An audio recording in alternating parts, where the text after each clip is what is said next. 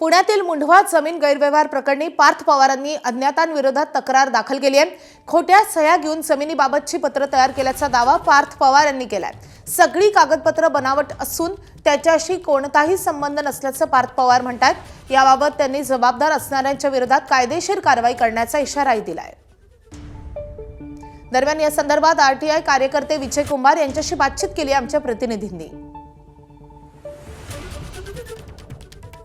आपल्यासोबत विजय कुंभार सर आहेत।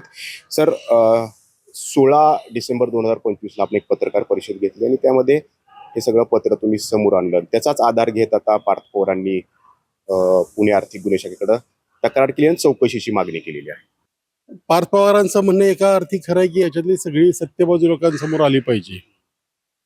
आमचंही म्हणणं तेच आहे। ही सरकारी जागा होती।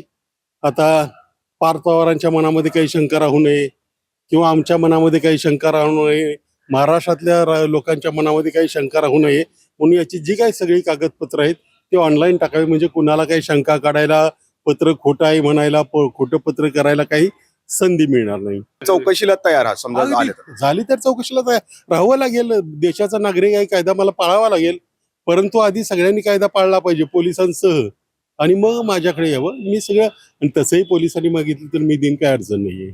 सर तुम्ही ज्या पद्धतीने म्हणताय की तुम्ही आतापर्यंत जे सगळे आरोप केले त्याच्यावर तुम्ही ठाम आहात।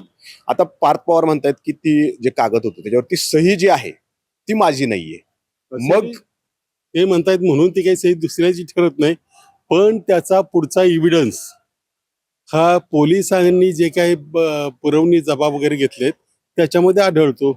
अमेडिया कंपनी आणि शीतल तेजवानीच्या वतीने शासकीय ठिकाणी कागदपत्र देणं, बाकी गोष्टी करणं, कागदपत्र स्वीकारणं ही कामं कोण कोण करत होतं? दोघांची माणसं एकच होती का?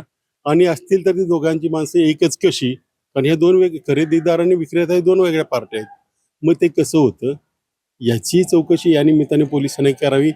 जे काय असेल ते त्यांनी सांगितलं पाहिजे। चौकशी व्हावी, सखोल चौकशी व्हावी, सगळ्या कागदपत्रांची व्हावी।